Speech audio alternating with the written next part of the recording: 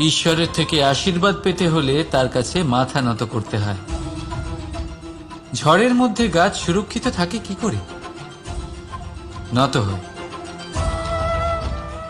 সম্মান কি করে অর্জন করা যায়? নত হয়।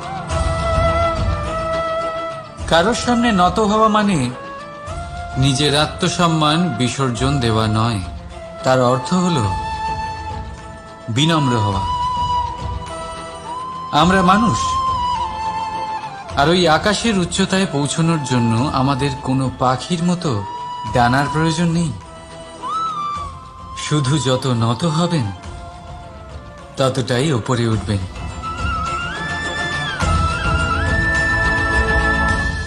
রাধা রাধা। আপনি এই সংসারে এমন অনেক মানুষ চেনেন